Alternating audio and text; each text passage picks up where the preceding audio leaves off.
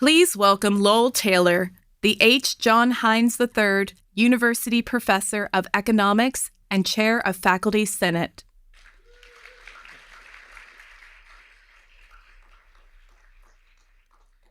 So good afternoon. I've been asked to kick off today's events with remarks that hit 5 points.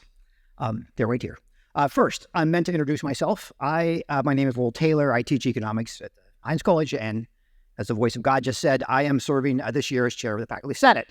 Second, I am to welcome attendees, dear brilliant and dedicated staff, dear esteemed faculty colleagues. Welcome to today's State of the Union. I knew I was going to do this. State of the University address. And a special shout out to the staff council and faculty senate, many of whom are right here in front of us. Third, I am to provide brief remarks about the address. And here's what I think.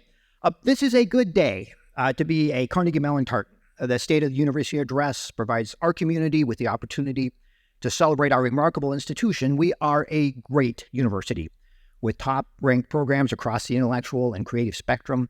Our campus is teeming with wonderful artists and remarkably creative researchers and talented students. I'm looking forward to hearing Farnam tell us about the recent progress here at Carnegie Mellon, and I look forward to hearing about your ideas of the challenges that we face as stewards of our beloved institution. I am meant to introduce Farnam Jahanian. On this final point, I'm actually going to defer. Farnam is one of the most accessible university professors in our entire country. The faculty, staff, and especially students here on campus know Farnam. And so Farnam literally needs no introduction. So instead, let me do the following.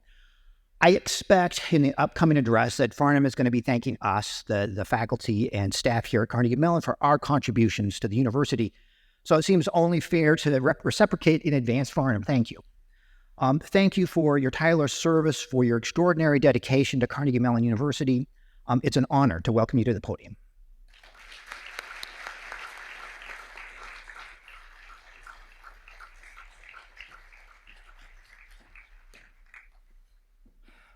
Well, good afternoon, everyone. It's wonderful to be with you this afternoon. Thank you for joining us for this State of the University update. I want to acknowledge CMU's academic and administrative leadership, as well as all of our faculty and staff, for your contribution to this institution. Thank you all for being here. I do want to thank Lowell Taylor, chair of our Faculty Senate, for his kind introduction. Thank you for that, Lowell. And also I want to express my gratitude to our Faculty Senate, Staff Council for their partnership, for their support, and really setting an example for the rest of the country, how shared governance should work. Thank you all for all you do for the university. I'm delighted to have this opportunity to share updates from across the university and articulate an ambitious vision for our continued growth and leadership in the years ahead. This vision is really informed by my conversations with you and, of course, support of the academic and administrative leadership of the university. Before we dive in, I would like to reflect on the recent U.S. presidential election. I know that Lowell just declared me winner by calling you called it State of the Union address, but I do want to more seriously talk about implication of the election for higher education, as well as the broader national landscape. This election has undoubtedly been one of the most contentious in our U.S. history. It has amplified divisions and sparked passionate debate across the country. At CMU, we're of course proud to embrace diversity in our research and in scholarship, and to welcome wide range of perspectives and experiences that our students, faculty, and staff bring to the table. This commitment to constructive exchange is at the heart of our mission to transfer knowledge to benefit society and, of course, educate the next generation. There's no question that higher education has become increasingly politicized in recent years. Undoubtedly, we will face new challenges ahead, and some of the headwinds that higher education has been managing will no doubt intensify. But I believe more than ever in the mission and pivotal role of higher education in society. And CMU is well positioned to contribute to our nation's prosperity at this critical time. No matter the political administration in the office, whether you go back 16 years ago, 12 years ago, 8 years ago, or the recent election, CMU's mission, values, and priorities are firm. We're committed to engaging thoughtfully with policymakers from all backgrounds, as we've done over the decades. We will continue to advocate for policies that empower our community and elevate our unique strength as core to our societal well-being and national competitiveness. And we remain dedicated to advancing dialogue across the political spectrum to ensure that CMU can respond, to the urgency of this moment for our nation. Beyond the discourse surrounding the recent presidential election, I'm happy to take more questions at the end of this presentation from you. Several drivers and trends are reshaping the American higher education landscape. I want to spend a couple of minutes before I give you the State of the University update to talk about some of these trends and drivers. While the drivers listed that are right behind me are not the only ones in play, I'm going to be focusing on these 5 this afternoon. And I'll start with perhaps the biggest issue higher ed faces: affordability and access. The rising costs of higher education are undeniable. There are many contributing factors: increase in the number of services that we provide to our students, changes in the state and local funding, overall increases in costs across the board. According to U.S. News and World Report, the average tuition and fees at private national universities like ours has increased by 144% from 2001 to 2021. And the burden of student debt is quite serious in this country. Every time I give a presentation, it goes up by another 100 million. In fact, it is right now about $1.6, $1.7 trillion, and it's growing. Another key driver for higher education is the coming demographic changes that we see in the United States. Due to an aging population and declining birth rate, we see a decline in the number of high school graduates and increased competition for a shrinking pool of prospective students. In fact, economists predict that the college-going population will drop by 15% from 2025 to 2029, just over a 5-year period. The student demographics background will also change. We expect non-Hispanic white population to shrink in size, and the Hispanic American and Asian American population to grow over this period. The national discourse and global geopolitical climate are also reshaping higher ed. I don't need to tell you this. You see this every day. The polarization in politics and erosion of our national discourse is certainly having an impact on how universities are perceived. Today, as an example, 1 in 3 American adults are very confident about the value of higher education. And 1 in 4 adult Americans are very confident that scientists are acting in the best interests of the public. Imagine that. And at the same time, geopolitical conflicts can influence international enrollment and collaborative research projects that we've been involved in. Another obvious trend being accelerated across higher ed is the role of technology and data and its impact on the future of work. This is not bad, but it will have a seismic shift and effect on our industry. Data-intensive and computational methods are accelerating discovery across nearly all fields of inquiry. Carnegie Mellon has been at the center of this for decades. In fact, we've been setting the agenda and leading the world in this. And emerging technologies, including AI, reshaping the future of work for every sector of our economy. As an example, studies suggest that about 1/3 of U.S. employment is highly exposed to AI, primarily in high-skilled jobs, indicating that AI's impact is not limited to routine tasks. And I know this is an active area of research, of course, across multiple colleges on our campus. And finally, the last trend that I want to highlight, driver that I want to highlight, is the broad recognition that universities are serving as key engines for economic development and societal change. Again, CMU has been at the forefront of this. The Bayh-Dole Act in the 1980 laid the framework for a national innovation ecosystem driven by collaboration among industry, academia, and government. In the decades since the Act's passage, the universities have become increasingly vital to the transfer of knowledge to society through commercialization and through creating new businesses and new markets. Today, as technological disruption and new federal funding shapes the future of U.S. innovation, the scope and impact of this influence has intensified. Job and business creation remain the central focus, but the universities are also now being called to catalyze broader participation in the innovation economy. Again, this is an area that CMU has excelled in, and I think there's going to be an increased emphasis on that in the coming years.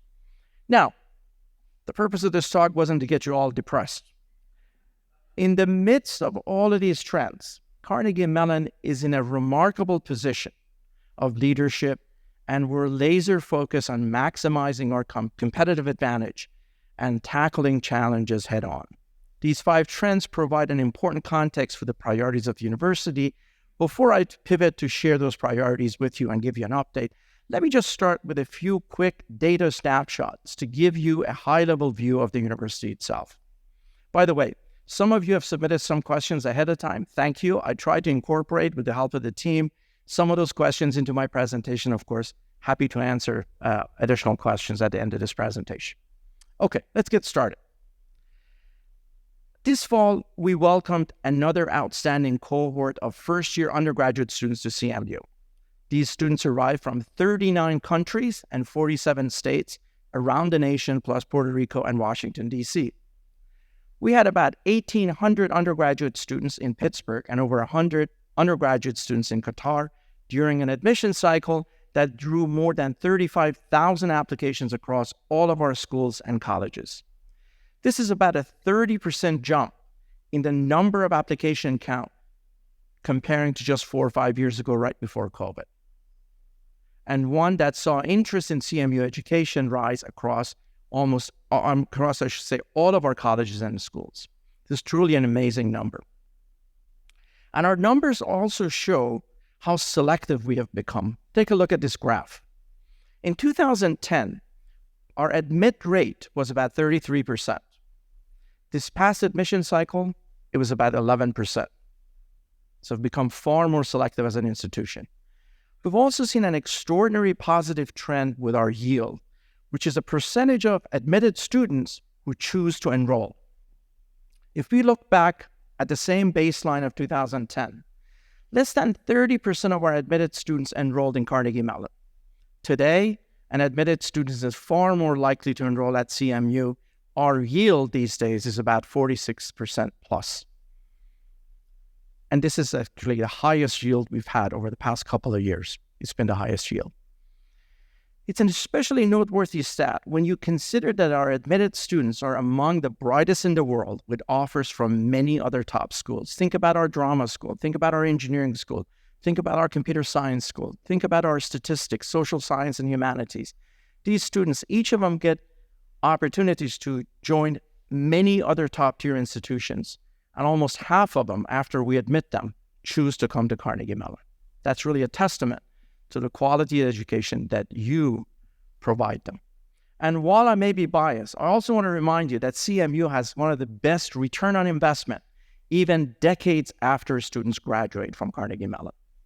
Now, widening our scope beyond the incoming class, the enrollment of undergraduate and graduate students remained very strong. In fall 2024, we had 14,744 students across undergraduate, master's, and PhD were enrolled in our Pittsburgh campus, which is about 11% higher than just 5 years ago. By the way, we have no plans, and Jim, our provost, is here. We have no plans to grow our enrollment in Pittsburgh in undergraduate or graduate program.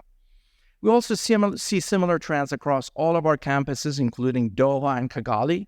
I should actually note that last week, and I know some of the folks in Doha and Kigali may actually be online watching us on live stream. I want to note that last week, I had the pleasure of being in Qatar to celebrate CMUQ's 20th anniversary. We're so proud of our campus community there and the impact our students are making in the region. Congratulations to our Qatar campus and to all of you.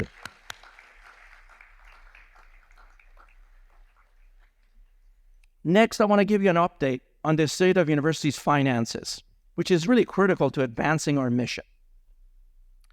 I'm thrilled to report that financial health of Carnegie Mellon University remains very strong. In fact, our finance team annually submits a report, publishes a report that's publicly available to all of you. It's allowing us to support our continued commitment to academic excellence, empowering research with impact, and expanding access to life-changing CMU education. The university's, just as an example of that, the university's credit worthiness that is rated by S&P, agency S&P, was recently upgraded to AA+. It's a testament. Those of you who are in finance will get it. Chuck Kennedy is here, right? Chuck is raising his hand. It's really a testament to university's continued financial health. This is the highest credit rating for CMU ever in the history of this university. We're projecting a healthy operating margin for this fiscal year. This provides flexibility to our strategic priorities that I'll talk about in a moment, and it was highlighted briefly a few seconds ago. I also want to acknowledge Angela Blanton, our Chief Financial Officer, and a team of finance professionals across the university in our academic units and in Central that are doing an amazing work of managing the finances of the university. Angela, thank you to you and the entire finance team, including in our colleges and departments across the university. This next slide depicts our revenue sources for the last full fiscal year, which ended on June 30th of 2024. As you'll see, tuition and fees account for about 43% of our revenue. Sponsored projects contribute about 31% of our revenue. Gifts, revenue from auxiliary services such as housing and dining and so on, and investment income represent as smaller categories. As you see, CMU continues to rely heavily on tuition for our operating budget. That's been the case for forever. However, as we're growing our resources, including our endowment, we see that dependency on tuition go down, and this becomes more commensurate with what some of our private peer institutions are experiencing. The next slide depicts our expenses from the last full fiscal year, and we've broken them out in several categories. There's really one point that I want to make. CMU is in human capital business. It's a people-intensive organization, so it's not a surprise that the top two expense categories reflect this. Salaries and benefits combined for faculty, staff, and students account for over 80% of our expenses, period. Human capital development, of course, remains at the heart of what we do, so let's spend a couple of minutes on our extraordinary talent. Let me start by highlighting a few leadership updates. I think all of you have heard the news that last year I had the pleasure of reappointing Jim Garrett to his second 5-year term as CMU Provost and Chief Financial Officer. Jim, congratulations. No good deed goes unpunished, so you get to do this another 5 years. And then there are a number of other appointments that I'll mention a couple of them, but Marshali Baer was reappointed second term as Dean of the School of Computer Science, and just a few weeks ago, we announced Barbara Shin Cunningham as our incoming Dean of Mellon College of Science. Of course, she's headed our Neuroscience Institute for many years, and I also want to thank Curtis Meyer, who will continue to serve as interim Dean of MCS until Barb transitions into the deanship officially in January. Congratulations to Barb, and thank you to Curtis.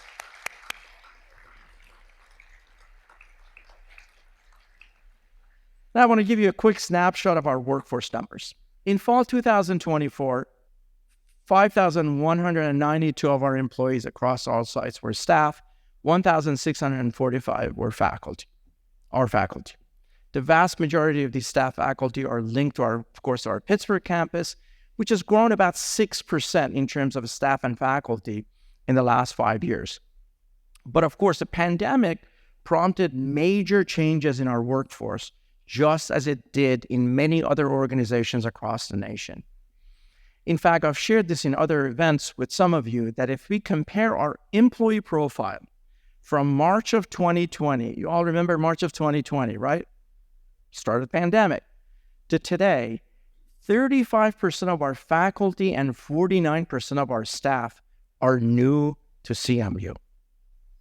Think about it. More than a third of our faculty and almost half of our staff are new to CMU since March of 2020. That's a quite incredible number.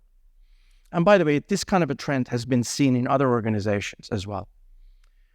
We also saw some significant staff turnover during the pandemic, as did many other institutions, but we've returned now to standard turnover rates. The truth is, as many of you know, many staff members decided to retire, change careers, and so on and so on. But just think about the fact that half of our staff and more than a third of our faculty are new to our community.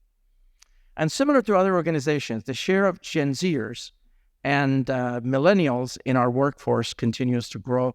These groups now account about 52% of our employee profile. And as a global driver of technology, the fact that CMU is attracting digital natives is hardly surprising, but that is the change of essentially profile of our workforce. By the way, another trend that I'm very proud of, and I know our deans and our provosts and academic administrative leadership of the university is very proud of, is the number of women in academic and administrative leadership positions. I just want to give you one example of it.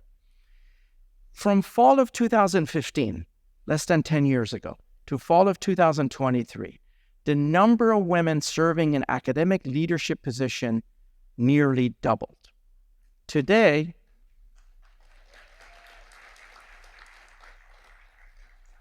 by the way, that was Richard Shyness leading all of you. Thank you, Richard. Today, women represent 45% of all of our academic leadership positions in the university. That's a staggering number, and of course, continues to grow.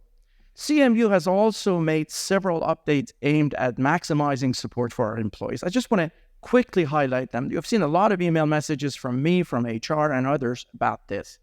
These changes are in addition to existing support that we have. And if we focus on just new development, I included a few of these examples that you see on the slides. It's beyond the scope of this discussion, but I encourage you to take a look at them, and these have been shared with our staff and with our faculty. This summer, we also announced significant expansion of our benefit offering across multiple plans. There's one notable example. You see, again, a list of a bunch of benefits that we announced, again, with the support of our staff council and, of course, faculty senate.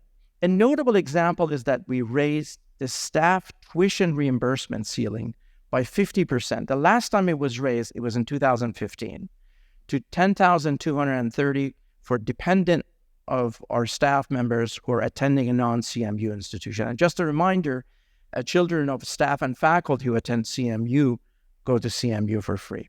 I want to recognize everyone who contributed to these changes, including our team in human resources, led by our new Chief Human Resource Officer, Kelly Schumann. Kelly joined our community from Mellon University, has been a fantastic addition to our leadership team.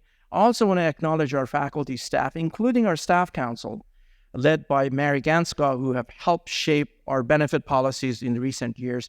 Mary and Kelly, I know both of you are here. Would you please stand to be recognized? Kelly and Mary, there you are.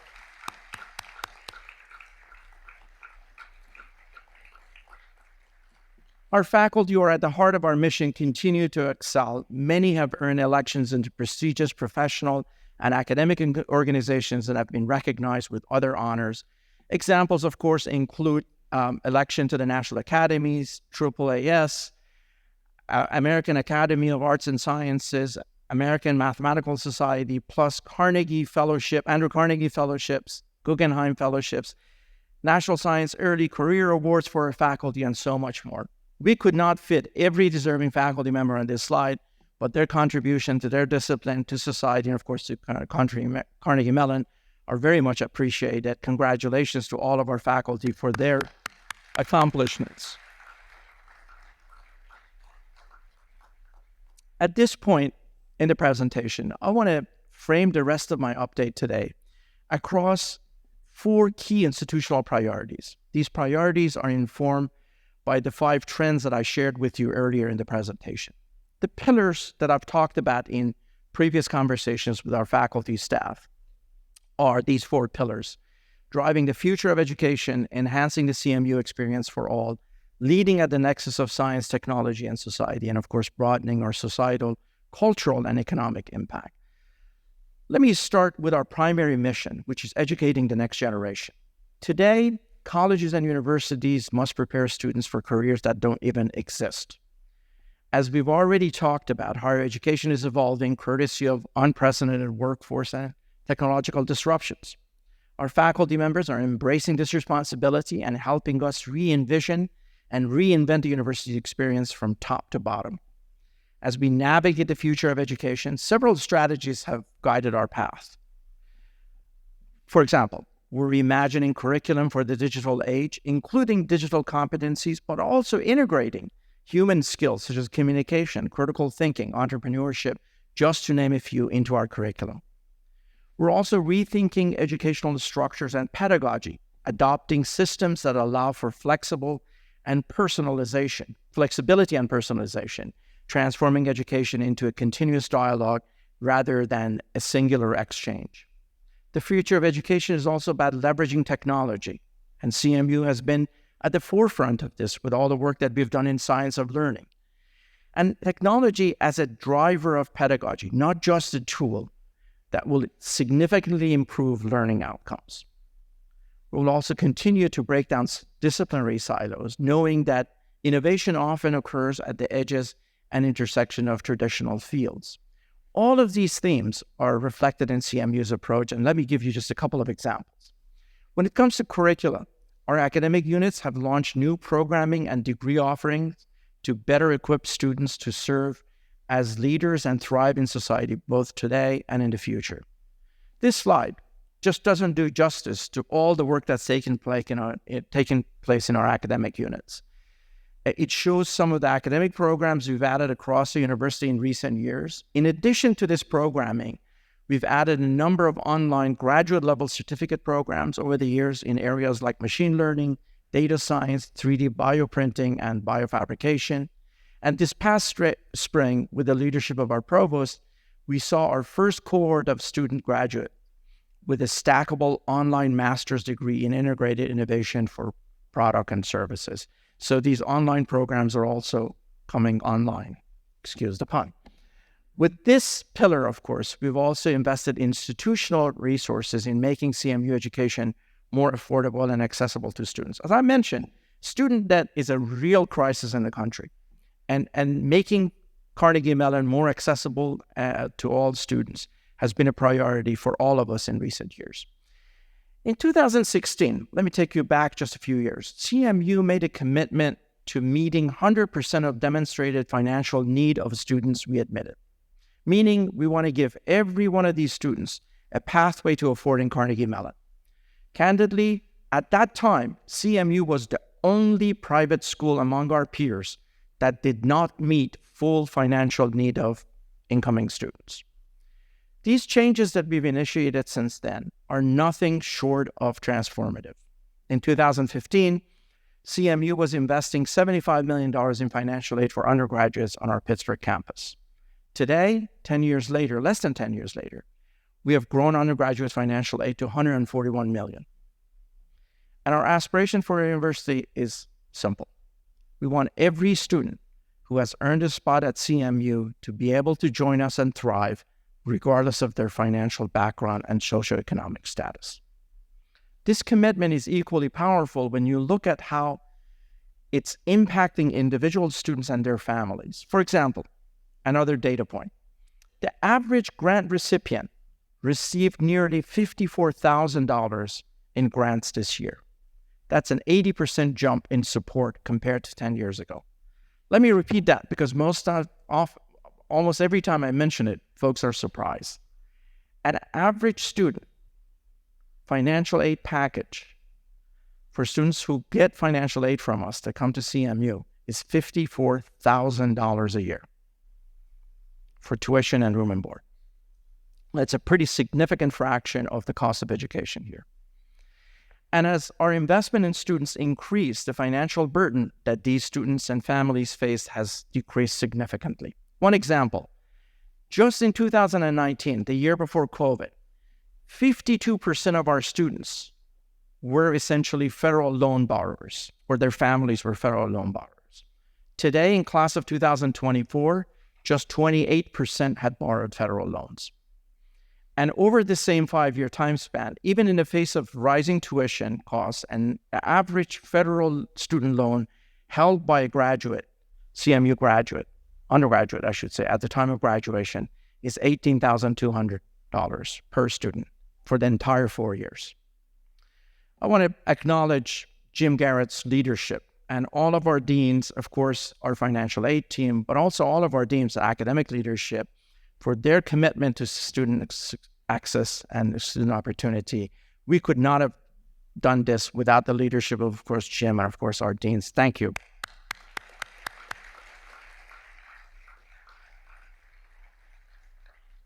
Okay, I'm going to tease you with something. Later this week, we're going to announce an exciting new program called the CMU Pathway Program that will continue to advance our access and affordability efforts.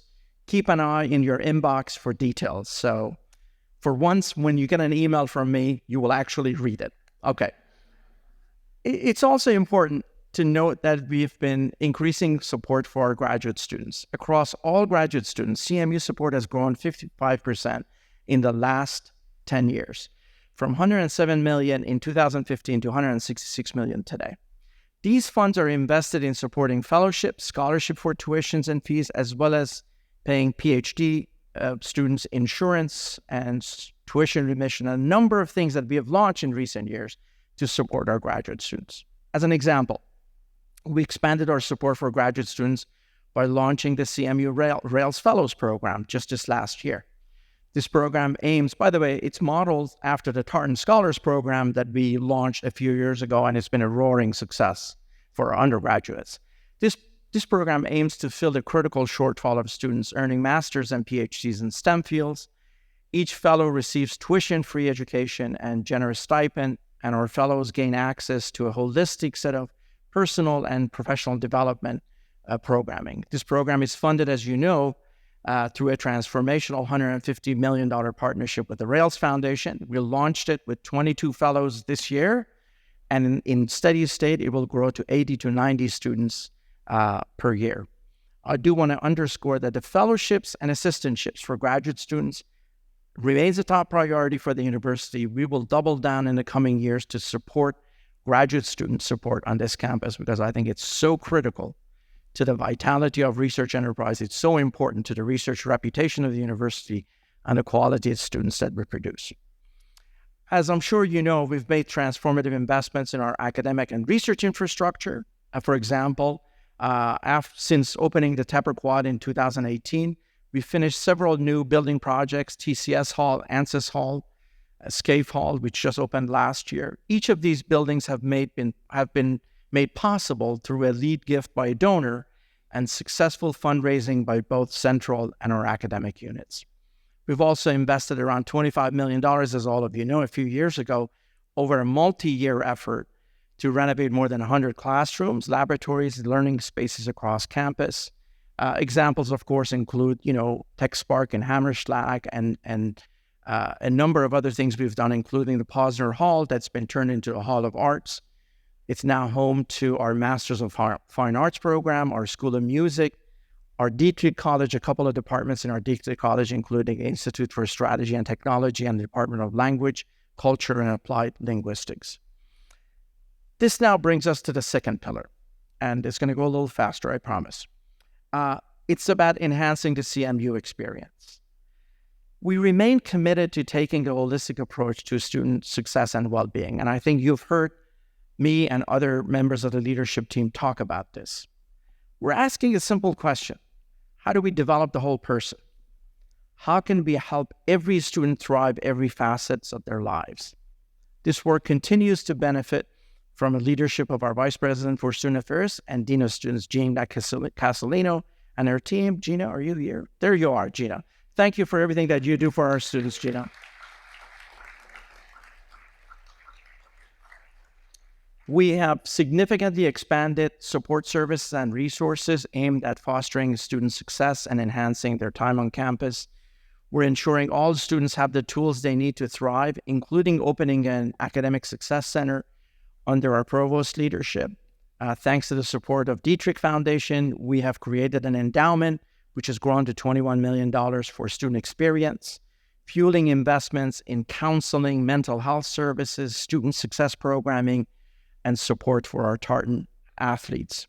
Our progress also includes enhancing the physical space where students live and connect outside of class. I want to first remind you that we just did a ribbon cutting of the Highmark Center for Health and Wellness and Athletics just a couple of weeks ago. I'm just going to take a quick survey. How many of you have actually been inside the Highmark Center? I am really impressed. Thank you for visiting. I'm sure you're as impressed with that building. It was funded by a $35 million lead gift from Highmark Health and of course, ongoing fundraising. The center is designed to be a hub of clinical health and wellness services, as well as a CMU athletics programming. It's a stunning facility. It's already transformed campus life. Josh Center, our director of athletics, says that it has taken us from being at the bottom of essentially our peers in terms of support and services for student athletes to the top of the heap. And I don't know if Josh is here, but I do appreciate Josh and Mo's leadership as we designed and envisioned this center. We're also committed to providing an exceptional, immersive, and high-impact residential experience. You all know that in the past couple of years, we opened 2 new residence halls. In addition, renovating a number of essentially residence halls across campus. The new residence hall on 5th and Clyde opened a couple of years back, and the latest one, which is Beeler and Forbes, also houses our first ever on-campus grocery store. You know, these efforts, I hope, exemplify our institutional commitment to supporting a healthy mind, body, and spirit for all of our students. I just have to take a pause for a moment to celebrate our student athletes, and in particular, our golf teams. I know not all of you are following all of our student athletes in the different sports. These students come to CMU because of their academic records, but they also excel in sports. In May of this year, our women's golf team won the first NCAA Division III championship for any women's program in CMU's history. The only other CMU team to win a national title was the men's golf team a year earlier in May of 2023 on the same course. You've already done this, but I want to ask you to join me in congratulating not only our golf men's and women's team, but also the staff and the coaching staff that lead them and support them. Dan, Roger, are you here? Where are you way in the back? There is Dan, who is a coach of our both men's and women's golf team. Stand up, Dan. All right. Congratulations again to you and your coaching staff. Some of the aspects of the student experience can be harder to define. I have a great example that I want to share with you. It's a 2-minute video. We posted this video on my Instagram account last year as part of Farnam's field trip series. What I do is every few months, I go and visit some student organization or programming on campus, sometimes academics, sometimes outside academics. And this video is going to give you a perspective about something that happens on campus.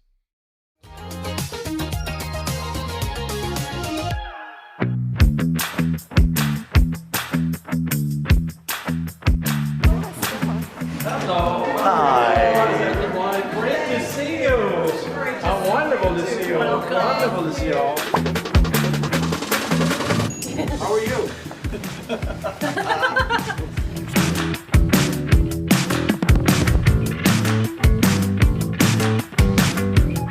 This is why I run late at meetings all the time. Hello.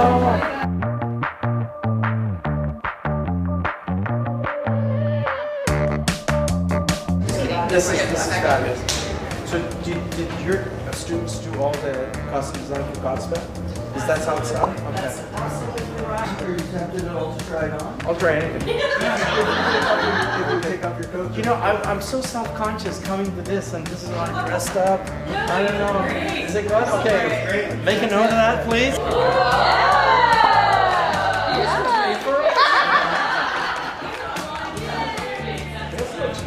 Was there a mirror? You don't have mirrors there? There must be a mirror. I gotta look at this. Oh wow, check this out.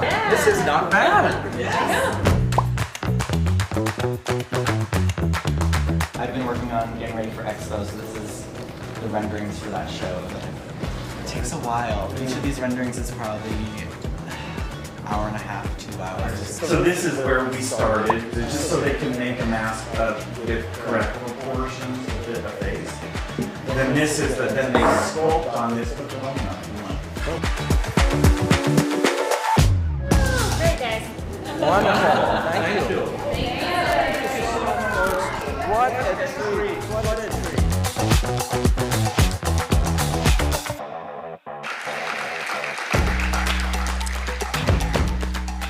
That was a field trip to our costume studio, which is led by Professor Susan Su.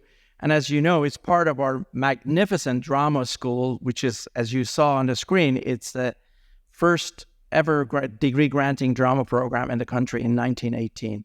This particular studio is a world-class space dedicated to creation and maintenance of costumes for all of a school of drama production. It also serves as a facility, as a classroom and laboratory for students to gain hands-on experience. It was such a fun afternoon.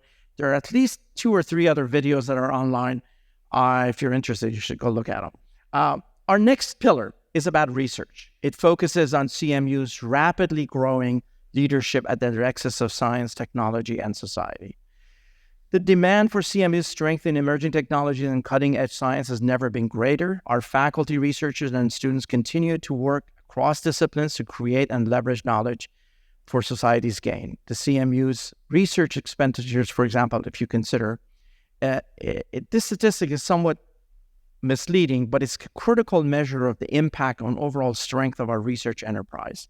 The reason it's confusing is called research expenditures, but it actually refers to money that we're spending from outside sources to advance our research and creative mission. And at CMU, it's growing. Our total research expenditure reached $618 million in fiscal year 2023. That means these are resources coming from outside the university, funding agencies, foundations, gifts, and so on. If you go back a few years, you can really see our accelerating momentum in this area. In fact, externally funded R&D to CMU grew by 44%. From 2018 to 2022. In the same period, industry funding went up about 40%. We're doubling down on these efforts. I commissioned the Presidential Advisory Board on Innovation, Entrepreneurship, and Enterprise Creation that was led by Teresa Meyer and Ron Bianchini, one of our trustees, included faculty and a number of essentially alum. And they have given me their report, and it's going to reflect our commitment to ensuring that we continually invest in our research ecosystem and the systems that support it. More to come on that front. Is Teresa here? I do want to acknowledge Teresa's leadership. Teresa, thank you for all that you do for our research enterprise. A lot more announcement to come on that front. And more than ever before, our faculty members are serving as go-to source for shaping and advancing the nation's agenda on research and innovation. For example, our fingerprints were all over the landmark legislation like the CHIPS and Science Act and Inflation Reduction Act. This has led us to a moment that is tailor-made for Carnegie Mellon. It's occurring through federal appointments in the Biden administration, testifying on the Hill, advising lawmakers, and of course, leading research initiatives and federally funded research centers. I have to tell you, we were just as influential in previous administration and the Obama administration and so on. So I expect that our influence in setting the research and education agenda for this country will continue regardless. And about the research centers I was talking about, in just the last couple of years, CMU has attracted several center-scale research awards funded by various sources, government, industry, foundations in a number of emerging areas. There are too many to count. You see that on the slides, but a couple of them. For example, we have a pair of multi-million-dollar awards from the Advanced Research Project Agency for Health to develop bioelectronic medical devices. Our College of Engineering is also part of a ERC center dedicated to utilizing robots to amplify human labor. Our School of Faculty and our School of Computer Science and Dietrich College are also collaborating on the National Science Foundation AI Institute for Societal Decision Making. Our Heinz College, with Krishnan's leadership, is leading an effort that's supported by NIST to advance research related to testing and evaluation of modern AI technologies. And just last month, we partnered with NVIDIA to launch the nation's first NVIDIA AI tech community. We had to beat a bunch of other cities to get this, and we got it, and I think there's a lot more to come. There are too many of them to enumerate, but I do want to mention also the NASA Space and Technology Research Institute that's dedicated to advancing additive manufacturing that, again, has been funded recently. And there's one more, I should say. You may have seen an announcement we made with the Department of Commerce to a historic $110 million U.S.-Japan partnership funded by the private sector to accelerate AI innovation globally. I could go on, but honestly, if you look at all the announcements we've made, it's quite incredible to see how our faculty colleagues and researchers have accomplished in bringing all of these centers to Carnegie Mellon. We also continue to invest in the research infrastructure. One building to mention here is, of course, the Robotics Innovation Center, often called the RIC at Hazelwood Green. Once complete this coming summer, this facility will leverage the intersection of robotics, advanced manufacturing, and AI to spark new collaborations, innovations, economic growth. And of course, the other building that's being built is at the corner of Forbes and Craig. We've been waiting for this for a long time. It's a Richard King Mellon Hall of Science, and it's going to be the heart of our Future of Science initiative. It's a $300 million transformation hub that's under construction, as I mentioned, at Craig and Forbes, supported with a lead gift from Richard King Mellon Foundation. And this building, as you know, is going to bring together this facility departments from Mellon College of Science, as well as our School of Computer Science. And because we're CMU, and we find great value in breaking down academic silos, our Institute for Contemporary Art will also be moving into an entire wing of the new Hall of Science. Looking forward to see that complete in a couple of years. The last pillar that I want to focus on is on broadening our societal and cultural economic impact. CMU has always stood apart thanks to our profound commitment to shaping society through collaborative discussion, research, and creative inquiry. It's an approach that combines innovation with public policy to drive growth and opportunity locally, nationally, of course, globally. One way we talk about our impact is the economic impact. Just a few years ago, we completed a survey, actually a study, I should say, that found CMU supports nearly 18,000 jobs, directly and indirectly, across the state of Pennsylvania. And our estimated economic impact is about $2.7 billion. In the last decade or so, Tartans have also launched over 500 startups, attracted $7 billion in follow-on investments.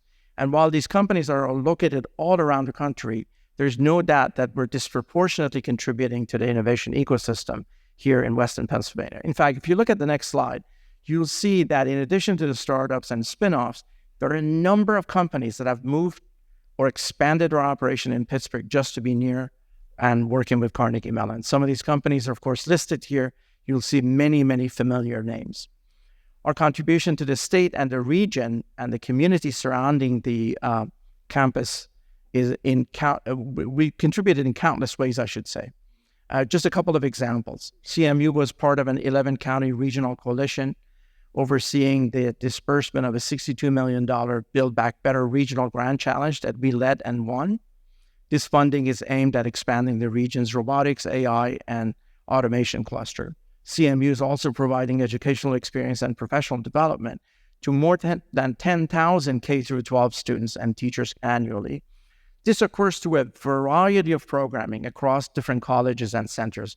Gelfand Center, CS Pathways, the Simon Initiative, the LEAP program from Dietrich, engineering outreach, and so much more.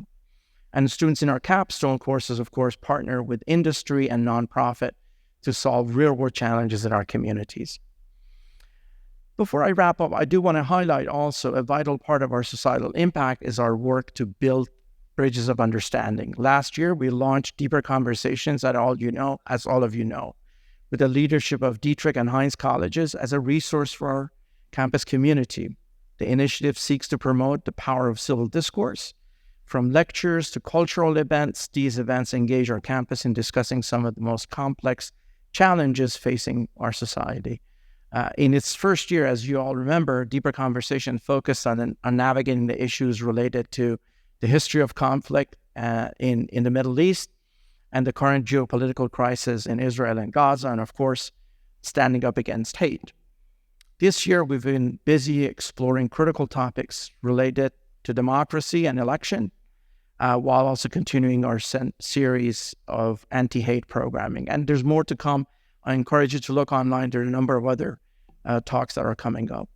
Another program that we launched last year is the President's Lecture Series, which brings high-profile government and industry and nonprofit academics to share their perspectives and experiences. You saw how we had Alphabet and Google CEO Sundar here, NSF director was here, and another one that I encourage you to come and attend is David Ignatius, who is the associate editor and foreign affairs at Washington Post. He's going to come to talk to us about election. We can move forward.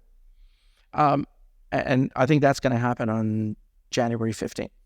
Finally, no conversation about our influence on society would be complete without highlighting our cultural impact. I love showing this slide because what else can I tell you? Our alumni and faculty have won 13 Academy Awards, 64 Tonys, and 149 Emmys. In fact, earlier this year, we had received 17 Emmy nominations, and our alumni and faculty won 3 Emmys. Advancing our vision across all 4 pillars requires resources, and one way we're supporting it is through our Make Possible campaign. Since launching the campaign in 2019, our community members have made critical investments that have benefited CMU's research and education mission, reaching every part of our university. As I've shared in updates, our campaign goal was $2 billion, and we reached it 18 months ahead of schedule. In fact, as of today, the university has received nearly $2.4 billion from close to 68,000 alumni, parents, faculty, staff, and students. This broad engagement, I got to tell you, it's historic, it's unusual, and it really speaks and it's a testament to our institution. The goal of the campaign is to support the priorities that I talked about just a few minutes ago. Make Possible participants have given $438 million in new support for scholarship and fellowships. Thousands of students have benefited. Campaign participants have also established 66 new endowed professorships, 3 headships, and 4 deanships.